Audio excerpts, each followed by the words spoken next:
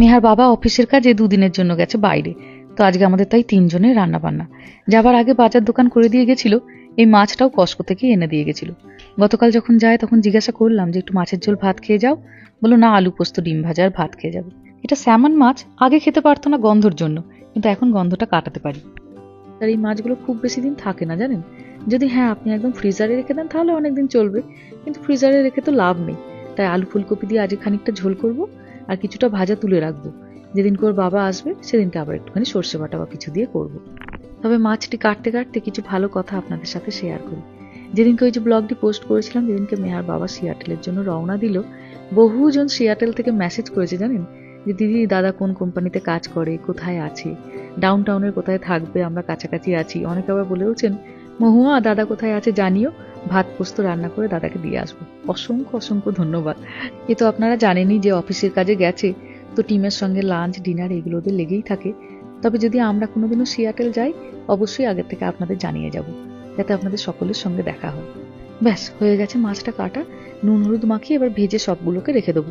এইবারে কস্কো থেকে এই যে মাছটা নিয়েছিলাম দেখছি ছাল ছাড়ানো ছিল, কাটতে ভারী সুবিধা হলো জানেন। বেশিরভাগ ক্ষেত্রেই ছাল সমেত নিয়ে চলে আসি, একটু কাটতে অসুবিধা হয়। বোধহয় ফিলে ছিল, পরের বারও যখন আনবো একটু ফিলে দেখে আনবো। আজকে দুপুরের খুব সিম্পল মেনু, ভাত আর ফুলকপি আলু দিয়ে মাছের ঝোল। আগে জানেন এই স্যামন মাছ খেতে কি অসুবিধা হতো, কি নাকে গন্ধ লাগতো, মানুষ অভ্যাসের দাস। আর এখন এই মাছ দিয়েই প্রায় প্রতিদিনের দুপুরে ফুলকপি আলু দিয়ে মাছের ঝোল, না হলে বেগুন সর্ষে বাটা দিয়ে ঝাল, আর অথবা গরমের দুপুরে টমেটো কালো জিরে দিয়ে পাতলা ঝোল করে খাই। এখন এটিই ভারী ভালো লাগে। ব্যাস বসিয়ে দিলাম এইগুলোকে, এইদিকে মশলাটা কষতে থাক, আর ওইদিকে মাছ ভাজার তেলে বসিয়েছি আলু ফুলকপিকে হালকা করে ভাজতে। গোটা জিরেটা ফোড়নে একটু বেশি দিয়েছি, ওই জন্য আর জিরে গুঁড়োটা দিলাম না, আর আদা রসুনটাকে কুড়িয়ে দিয়ে দিলাম। এই স্যামনের গন্ধ আমাদের একটা জিনিসেই কাটলো, সেটা হচ্ছে টমেটো। যখনই এই স্যামনের ঝোল বা ঝাল করা হয় একটা দুটো করে টমেটো দিয়ে দিই।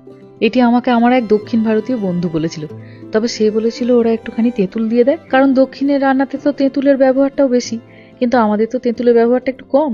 আমি দেখেছি টমেটো দিয়েও খুব সুন্দর হয়ে যায়। ব্যাস হয়ে গেছে আলু ফুলকপি দিয়ে খুব সুন্দর করে ঝোল, ওদিকে ভাতও হয়ে গেছে। চলুন এবার বেরাই, রামাটাকে নিয়ে আসি।